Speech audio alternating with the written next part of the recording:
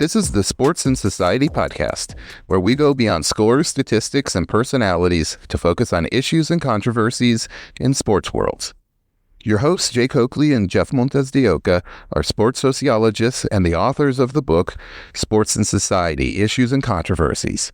The episodes in this podcast give you a behind-the-scenes look at the textbook with stories from our lives as scholars and athletes, as well as providing analysis of ongoing issues and controversies in contemporary sport worlds. We welcome hearing your thoughts and analysis, so please use this space to engage with us about the textbook or any of the topics we cover in this podcast.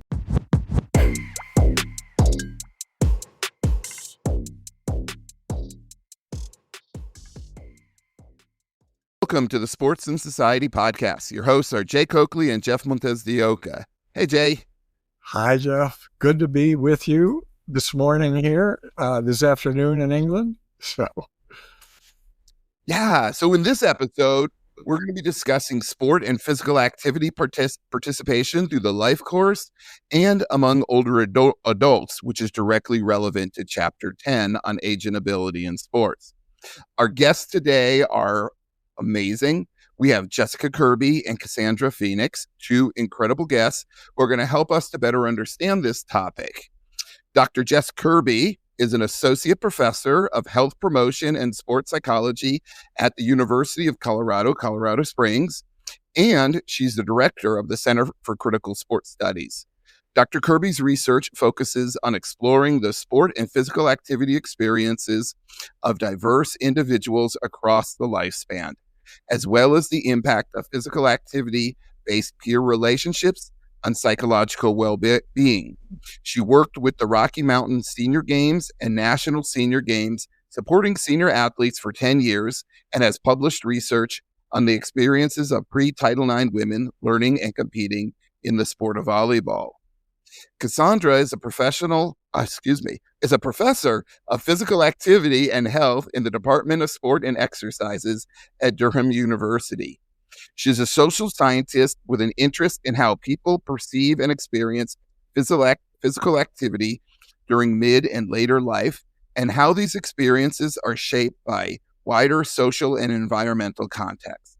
She has been leading research in this area for the last 2 decades, starting with her PhD, which examined young athletes' perceptions of aging. Jess and Cassandra, welcome to the podcast.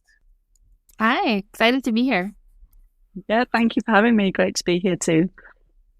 Yeah, well, it's our pleasure and our honor to have you here.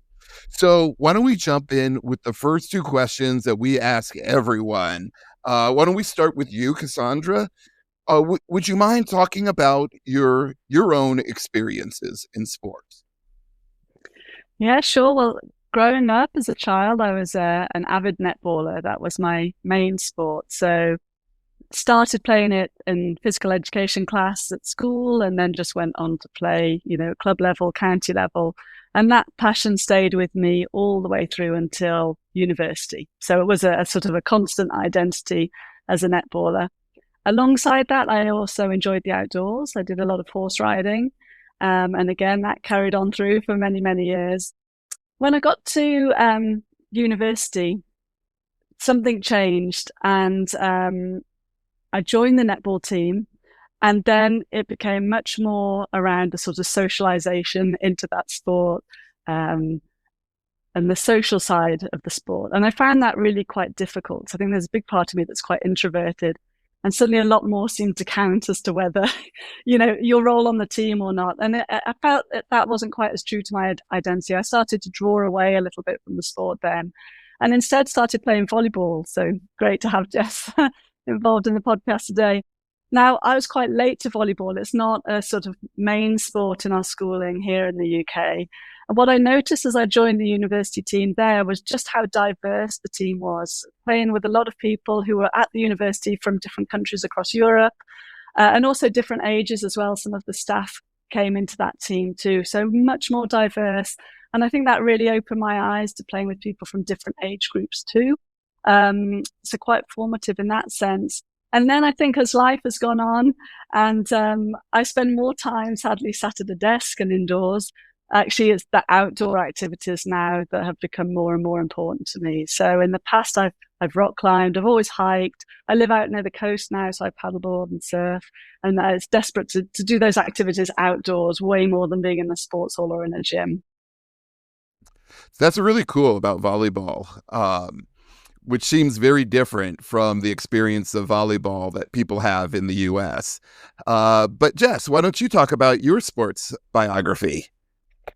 Yeah, absolutely. So I grew up kind of trying all of the sports and just a very like have fun with my friends kind of engagement. And from elementary on up, I tried soccer and softball, and middle school, I tried basketball and volleyball. And like Cassandra, really loved volleyball, and volleyball's the kind of the sport that stuck with me as my favorite and the one I wanted to continue.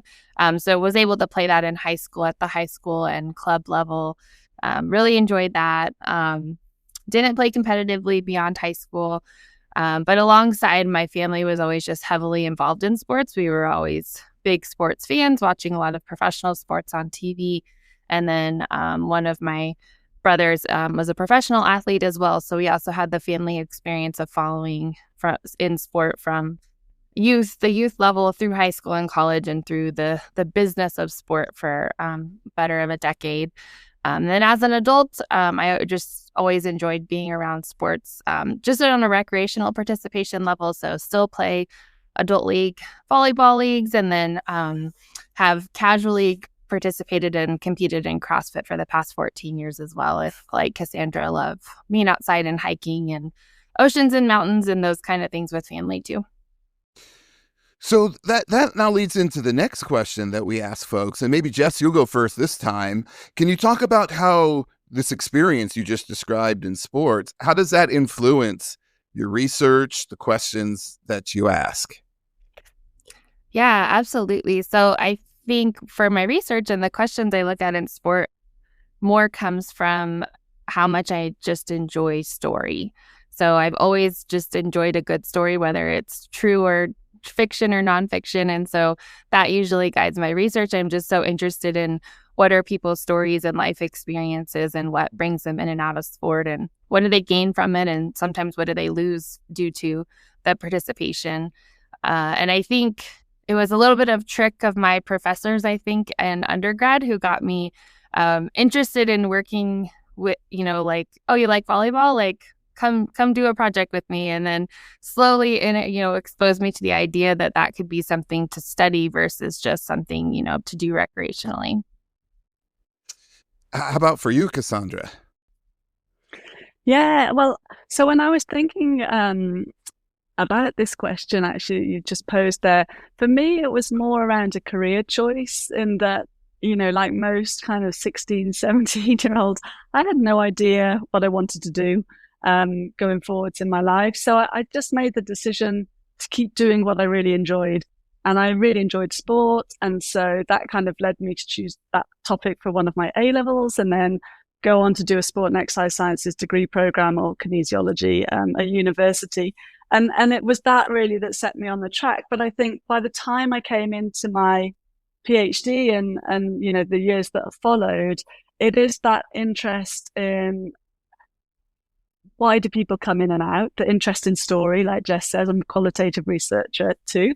And I think having experience as time goes on, all the different things that can get in the way and the challenges that you need to overcome, perhaps becoming more and more fascinated with people as they get into their older years, and understanding how they've been able to just keep it going, when other life events have come and gone, and their participation might have needed to change and shift along the way. But that sort of caught my interest over time.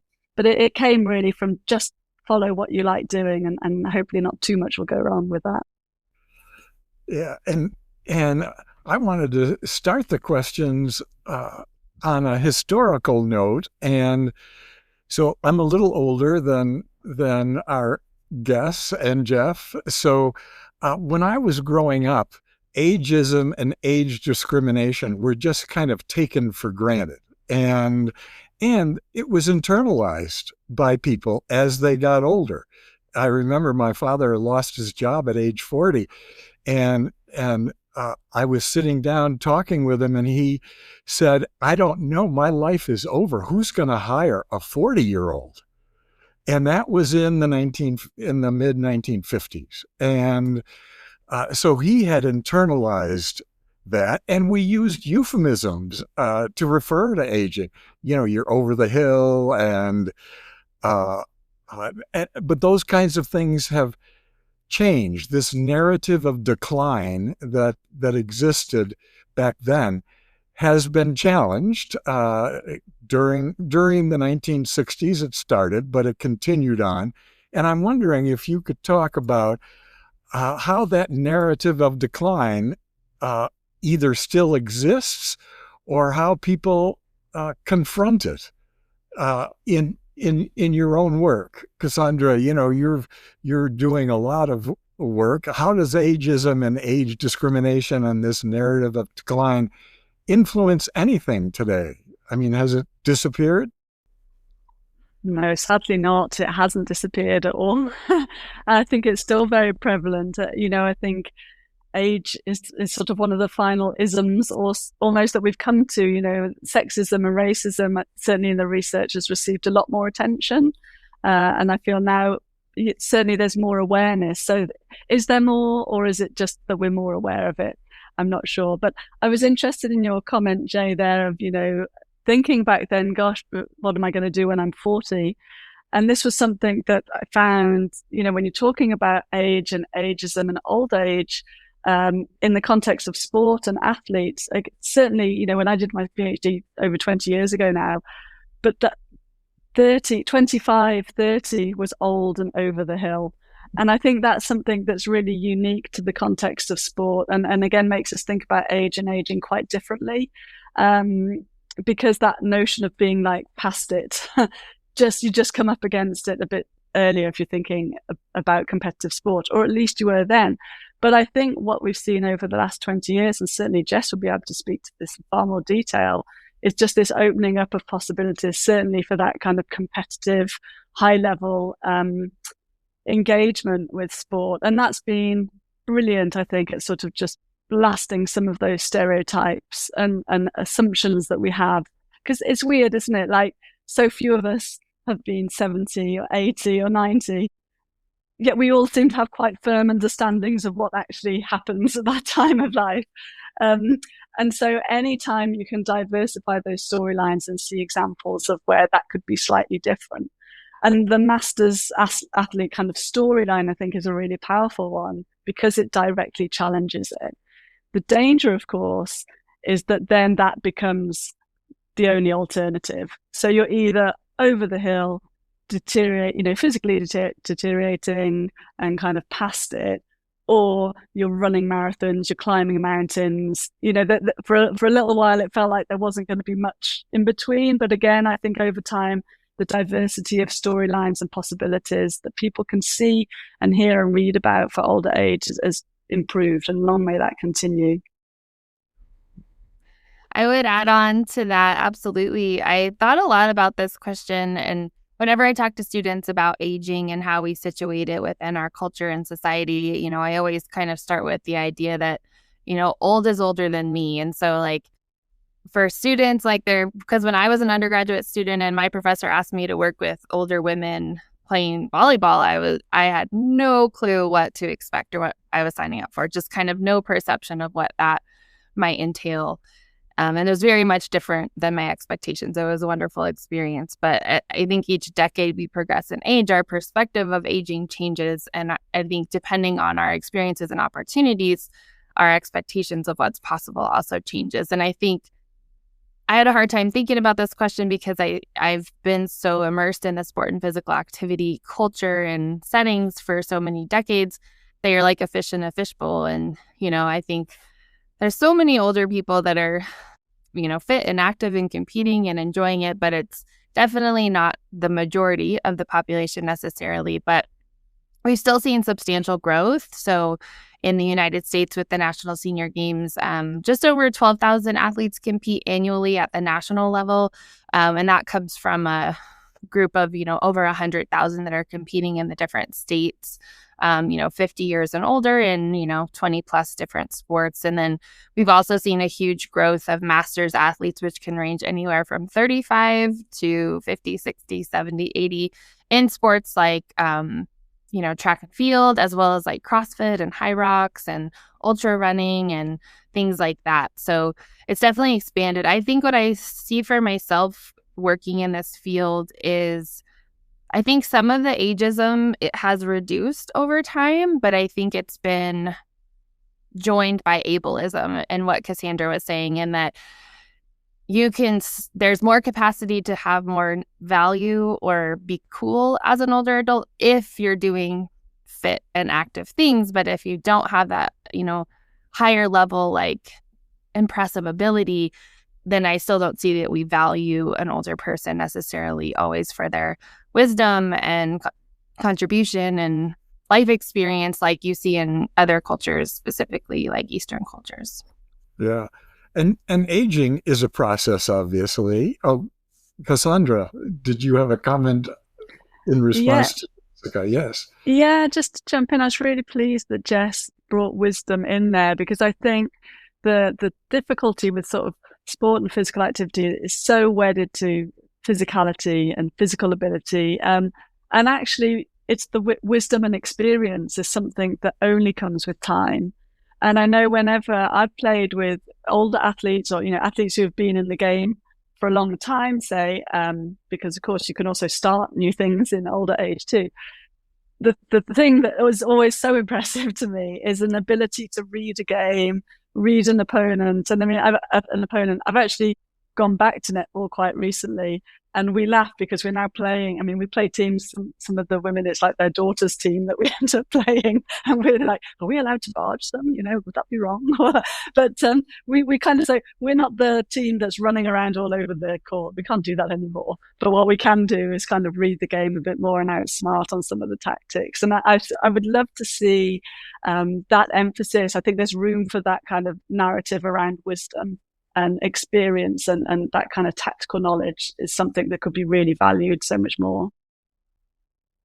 Yeah, and I think that the new focus on aging as a process kind of talks about continuity and discontinuity in the aging process, in connection with all sorts of factors, and that's why most people doing research now on aging are using a life course approach, because they want to put a person's current age in context, in the context of their life story. And Jessica, you are focusing on stories, and as you have participated and met older people and worked with the senior games, do people talk about those stories and how they've ended up where they are now in terms of either sport participation or physical activity in general?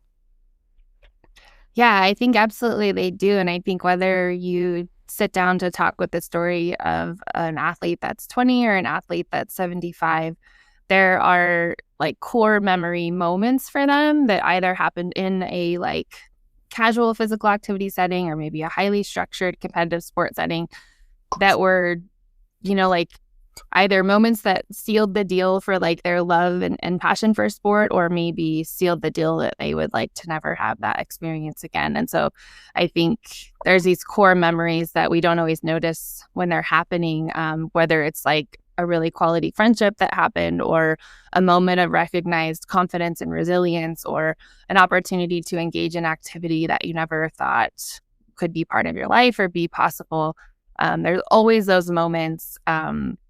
And when I teach students, and from the health promotion perspective, when we're going all the way back to the youth sport development, the goal is the lifelong athlete development and, having quality, fun experiences with healthy relationships so that a person can choose to have enjoyment in sport throughout their lifetime, if that's something that really, contributes to their quality of life.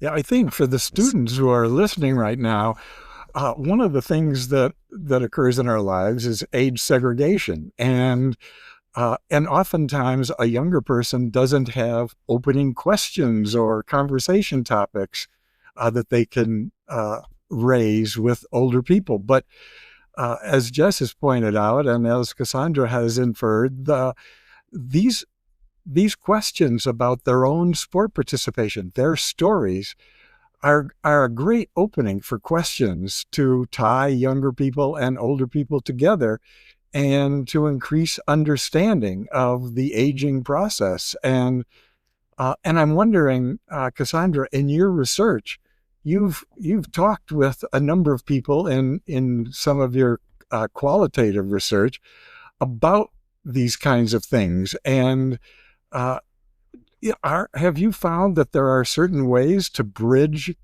age differences in connection with people's stories and the life course approach?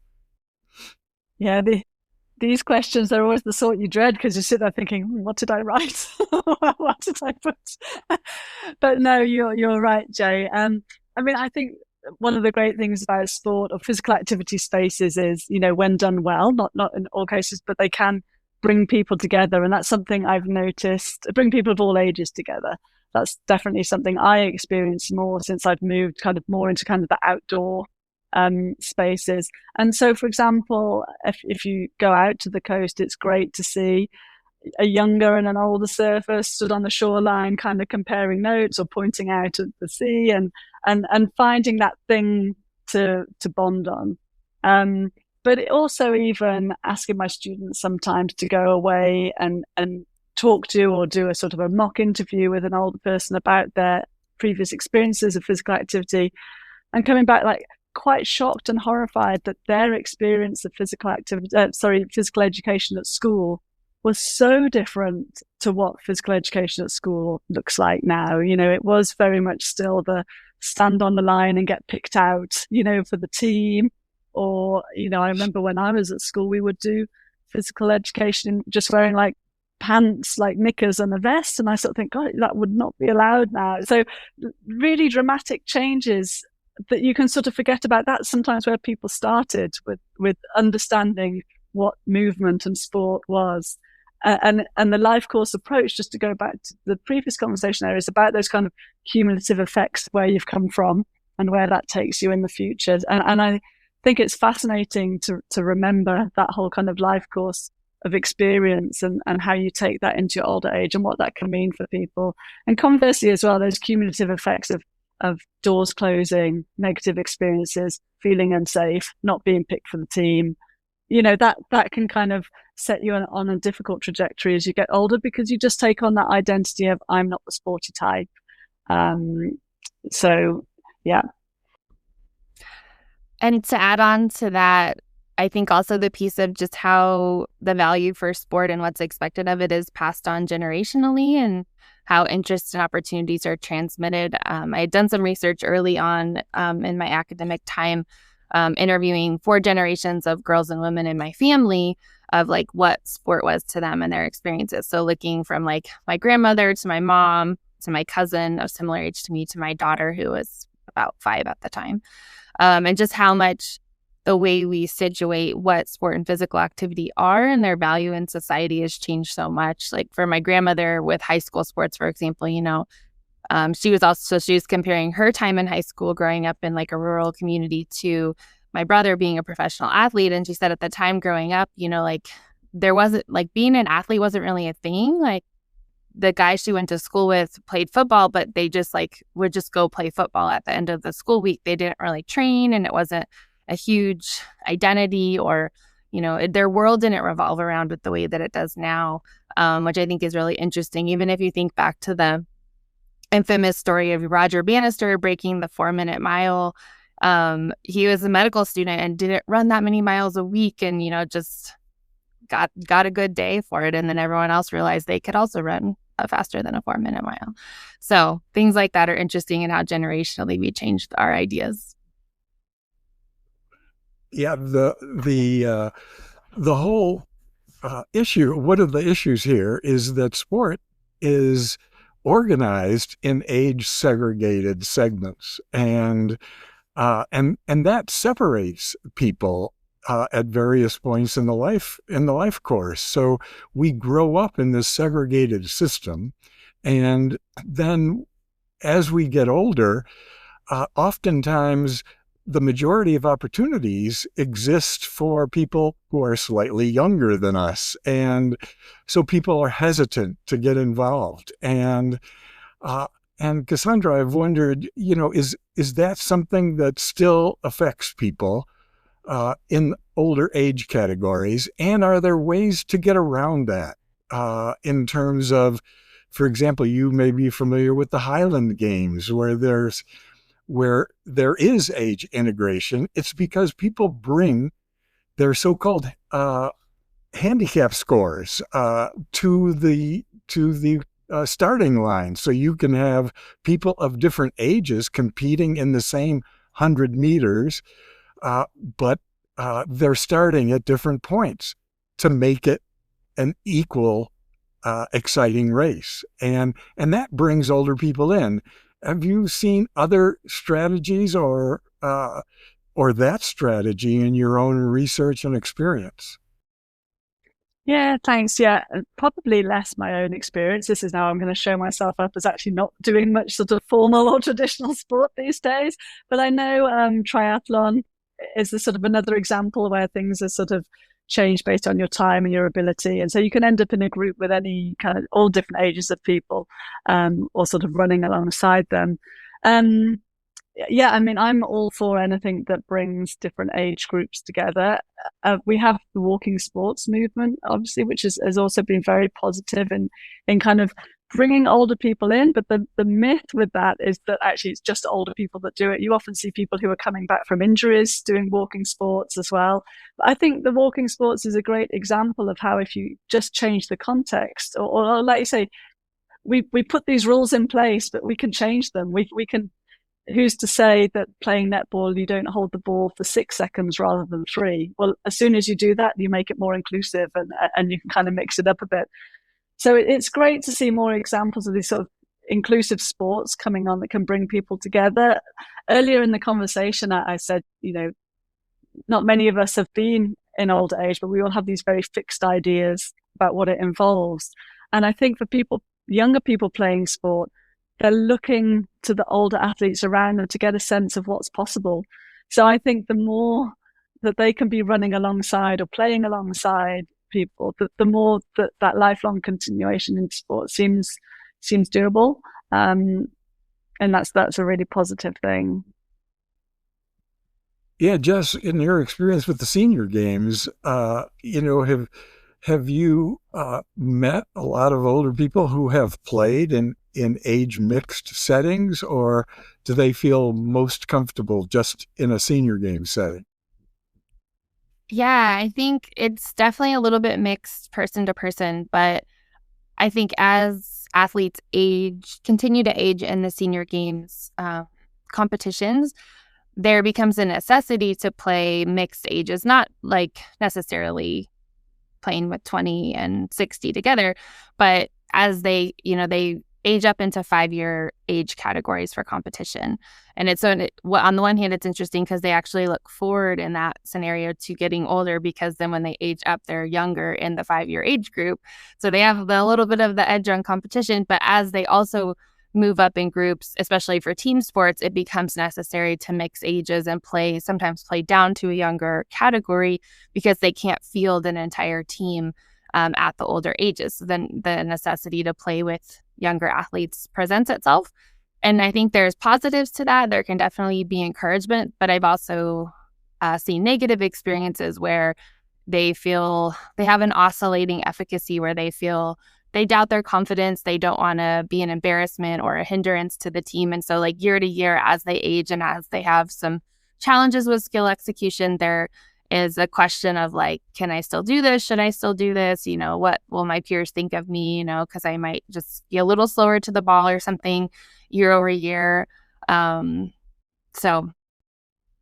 Yeah, I think that a lot of older people gravitate to those individual sports because there are age divisions in various running events and other events as well. And one of the things that we've noticed in the United States is that older people have gravitated towards pickleball. and which is not strictly an individual sport, but older people feel very comfortable with their peers in pickleball. And in Europe, I guess it's paddle, but rather than pickleball. But Cassandra, have you seen that kind of a thing in your experience where people are doing something similar to the older people in the United States who are gravitating towards pickleball in terms of team sports or paddle? Yeah, I mean, pickleball's definitely gathering pace here as well. But again, across all age groups, I think it's drawing all different kinds of people in. I think these activities that sort of appeal to older adults are really important. One of my it's not a frustration, but in a lot of the research I've done, there's almost a bit of stereotyping of activities then, of what's appropriate for an older body to do. And it can sometimes drift into lawn bowls, lawn bowls, that's a good activity for older people. Or Tai Chi, that's good. And yes, absolutely they are, and they bring benefits. But I am mindful that there's not an assumption made that, you wake up one morning, age 65 or whatever, wherever you want to put your marker for older age 65 seems to hang around still, because that used to be the compulsory retirement age in the UK. And then, I don't want to do all this competitive or very physical stuff anymore. I just want to do lawn bowls and Tai Chi, So I think it's really important that as these activities grow in their appeal to certain age groups, they don't then just become labeled as walking sports is just for older people, and Tai Chi is just for older people, etc.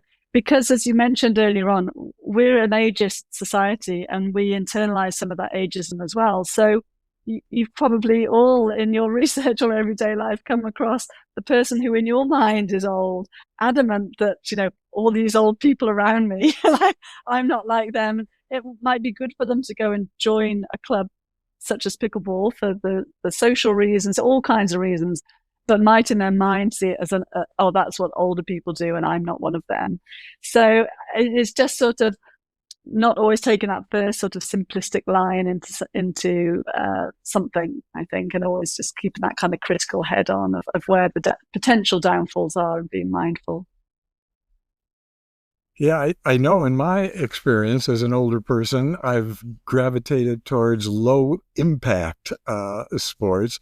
And, because all of those high impact sports during my younger years have messed up my hips. And so now I think I've got to do something that's going to be constructive to my overall health.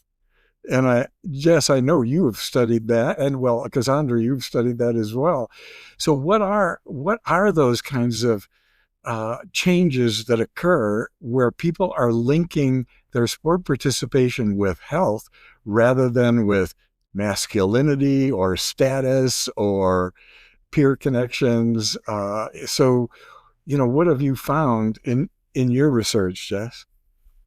Yeah, I find that across the life course, it's mixed for people. So people definitely come into sport with different motivations and interests. And I think health you see mentioned, I think, across the life course in different decades for some. And for others, it is more about being challenged, being competitive.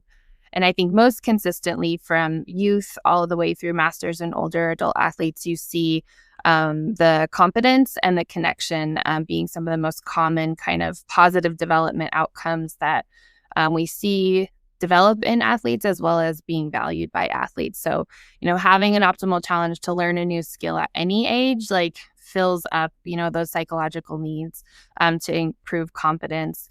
And what's cool is we have this idea of, general idea in sports science about use it or lose it, right? Your body does detrain fairly quickly when you don't use it. But we also see that, even if you start a sport or a weight training program at 80 years old, we see improvement. So we still have growth and development capacity at any decade. And then socially, from I think 3 years old to 90 years old, people love to play with their friends in sport.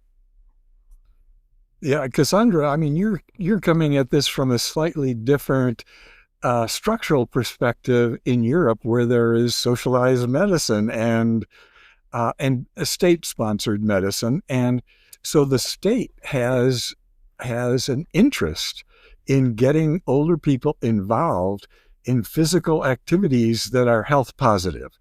And so I don't know if you've ever compared things in the US with things in Europe, but what are some of the things that are connected with that state interest in keeping medical expenses down and controlling them, and their sponsorship of certain kinds of physical activity programs, and even sports for older people? I mean, it's a really good question, Jay, and it's quite politically charged right now. So, things are on the change sometimes. So, but it sort of depends who you speak to. But yes, I guess the general thinking is around preventative medicine. Exercise is preventative medicine, and that we should definitely be encouraging older people to do it. Whether there's always the amount of resource there to support that is another question, but that probably doesn't differ too much, to be honest, between the UK and the US. I don't know what to say. I mean, there are big programs. There's big emphasis on walking. I think the difficulty is it's so individualized, isn't it? And there are so many structural and environmental constraints. There are big initiatives around active travel, for example, to try and encourage older people of all ages, but people to use their car less, move more. So that would also be walking and cycling. And with that, you kind of also solve the lack of transport problem. So you see a lot of these policies kind of interconnected.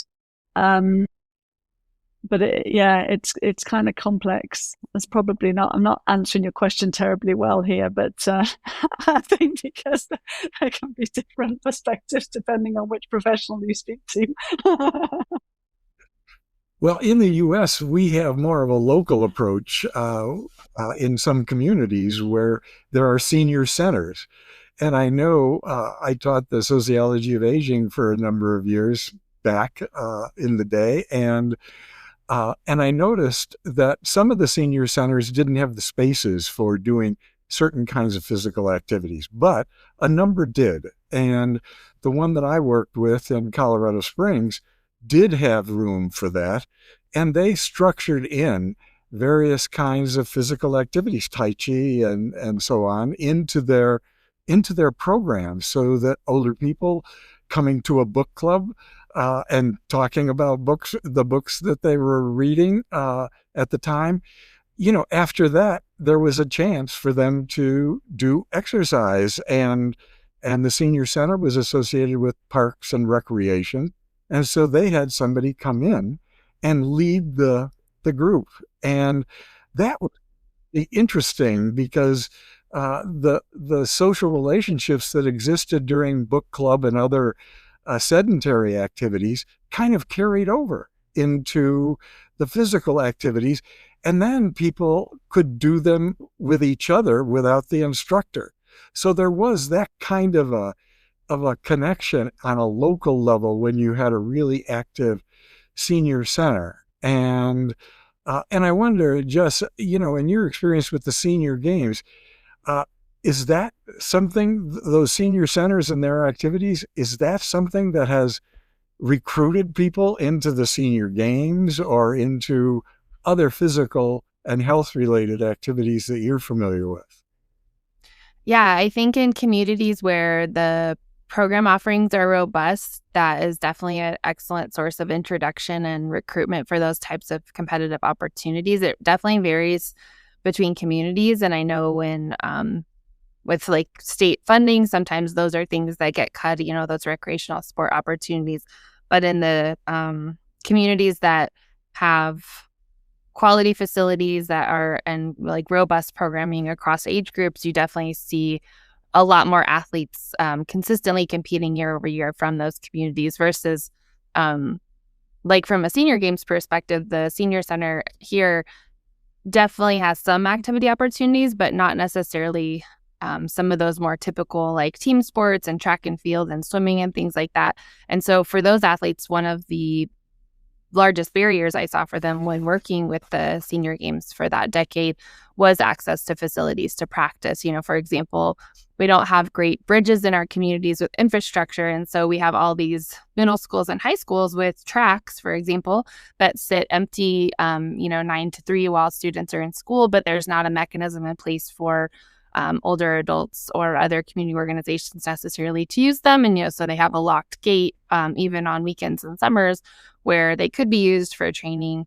And so that was a huge barrier, was finding access to facilities that many younger populations in the community have access to train in.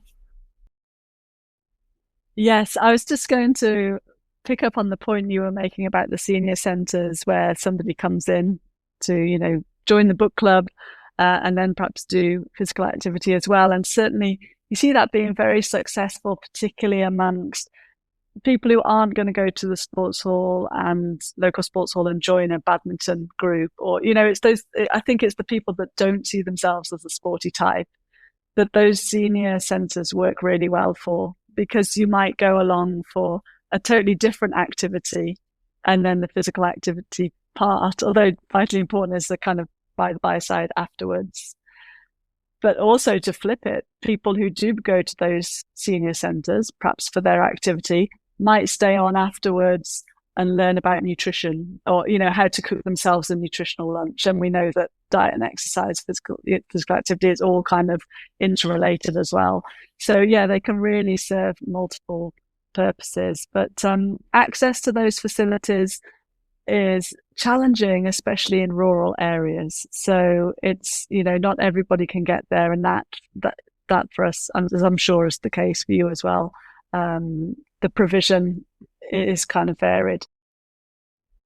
Would you say, Cassandra, that's true also in urban settings? Because like in the US, in an urban setting, you're going to see radically different sport resources available to the different communities, where lower income inner city neighborhoods, they're even for the kids, there's a real lack of green spaces for them to engage in sport.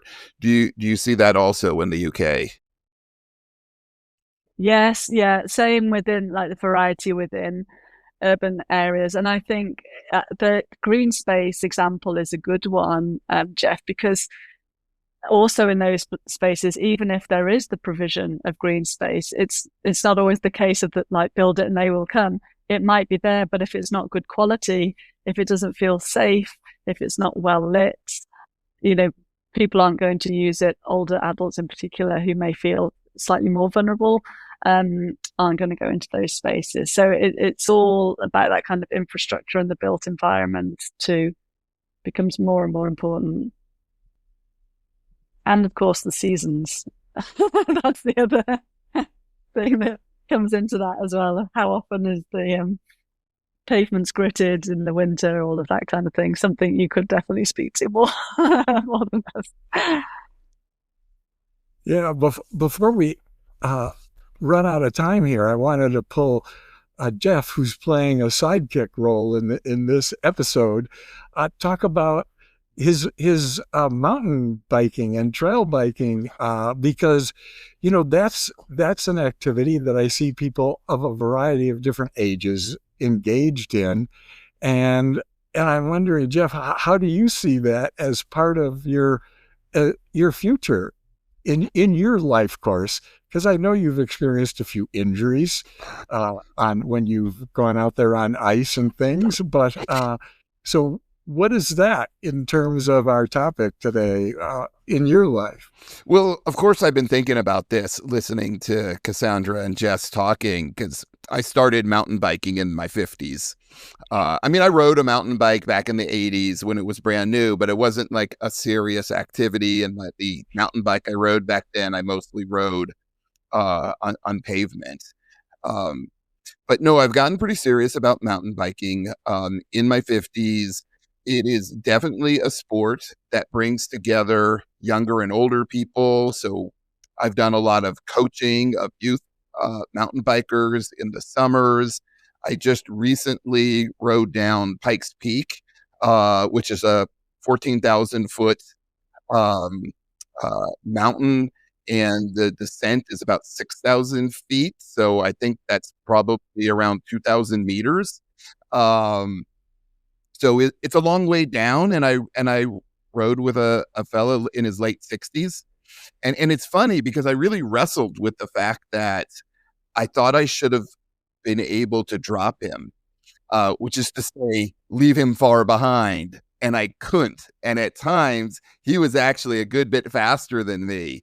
And so that was like, I'm like, okay, I shouldn't feel bad about this because actually, as a retired person, he has a lot more time to ride than I do. He rides far more often than I do. And so he's actually in better shape than me.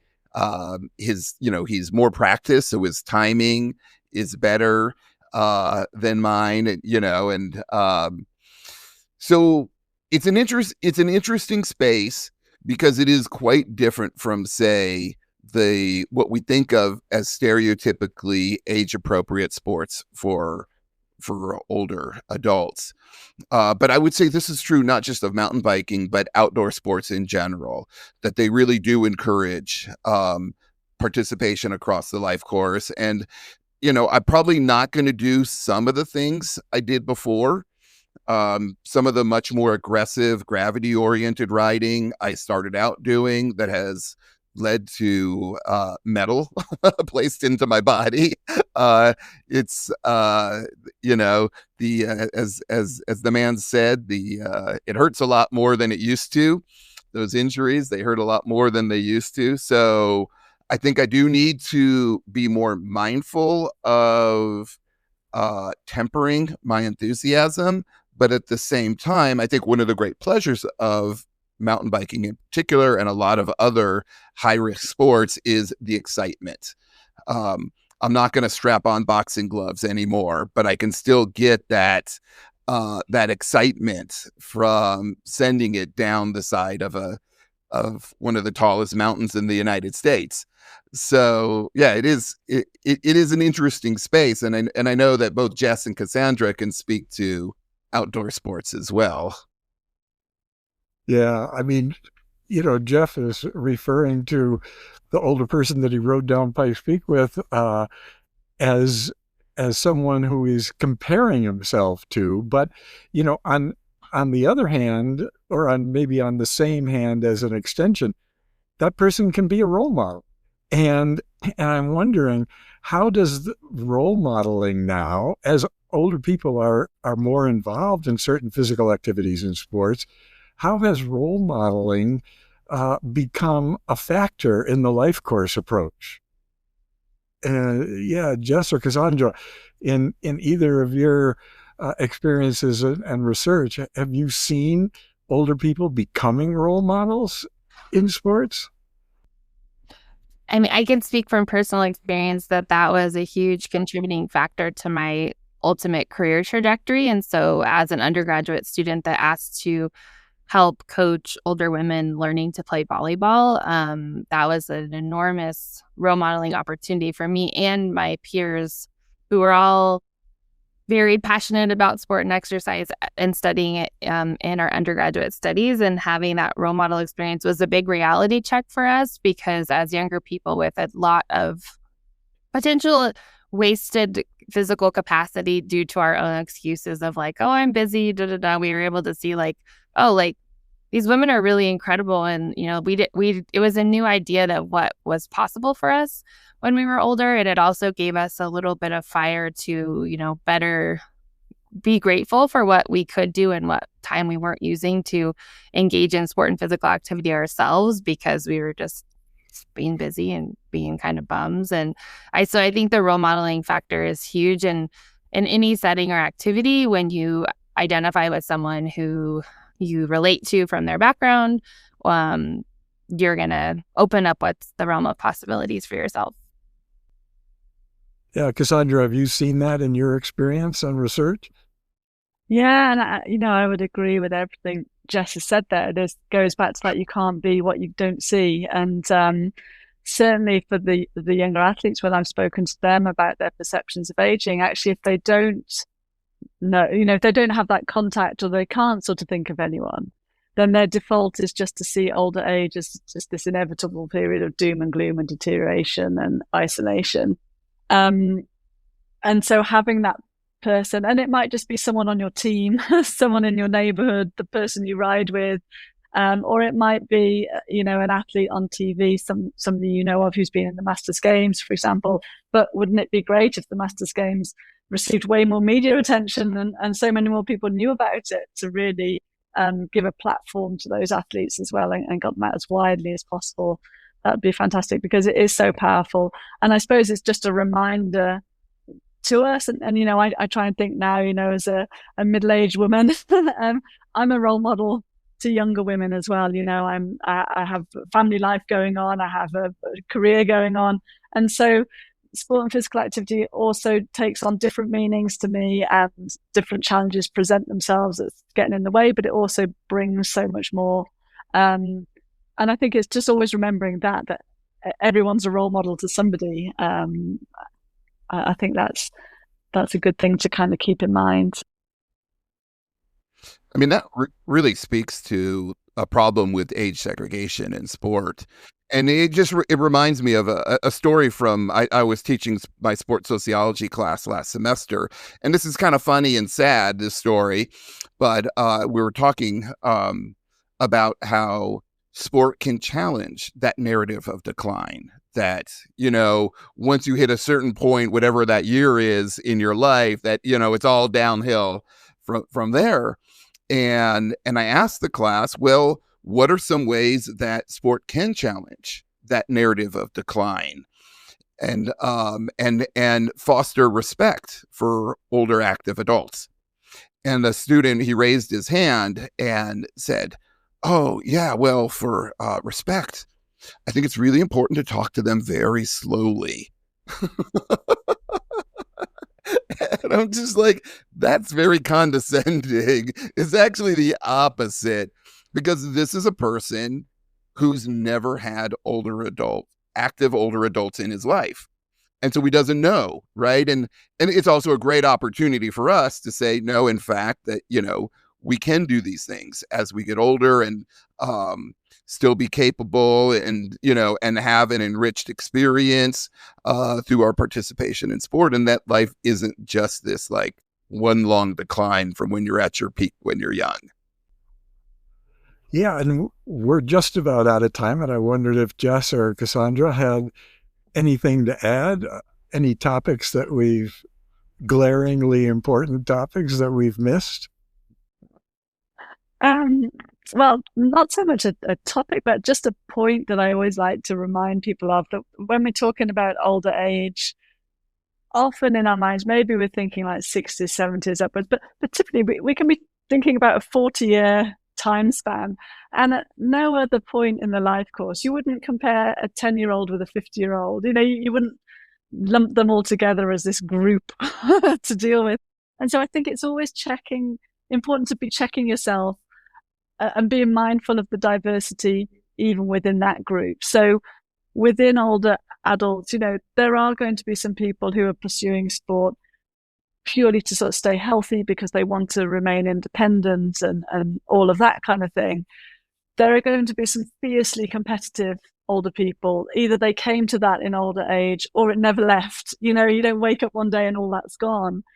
And there are people who are doing it for pleasure still. I think sometimes, especially in the field of kinesiology or sport and exercise sciences, we can sometimes lapse into that physical activity for sort of rehab, and it's for ill, declining bodies to kind of manage the aging process as well as you can. But there are older people getting the pleasure of speed, the wind in their hair, as you say, Jeff, coming down fast down a hill, the pleasure of just immersing themselves in an activity, taking a break from what might be stressful caring responsibilities at home. Perhaps they've lost a loved one.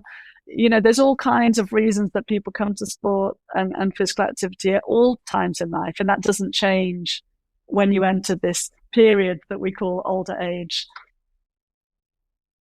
Yeah, that's a really important point.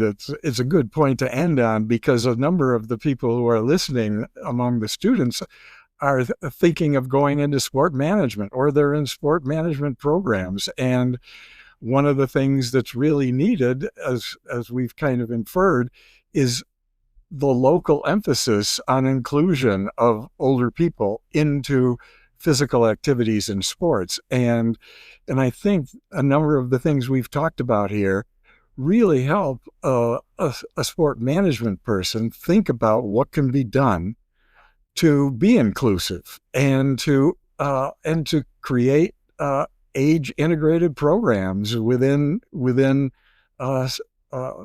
centers, recreation centers that they may be working at, or in communities where they're associated with parks and recreation.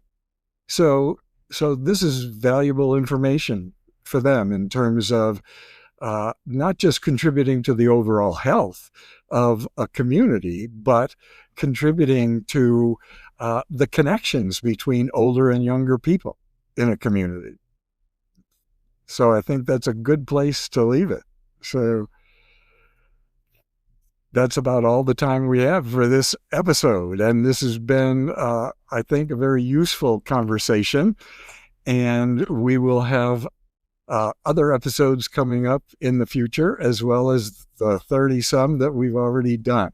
So, Jeff, do you want to close it out here? Yeah, absolutely. Thanks so much. Oh, I especially just want to say thank you, Cassandra, joining us all the way from the UK. Jess, joining us all the way from across town. We really appreciate the time, your knowledge. This has just been a fantastic episode. I also want to say to people that are listening, what are your thoughts? Go ahead and join us on our Discord server. There's an invitation to the server in the description to this episode. So go ahead and click on that and join the Discord, and you can participate in the conversation there too. Thank you, everyone. Goodbye.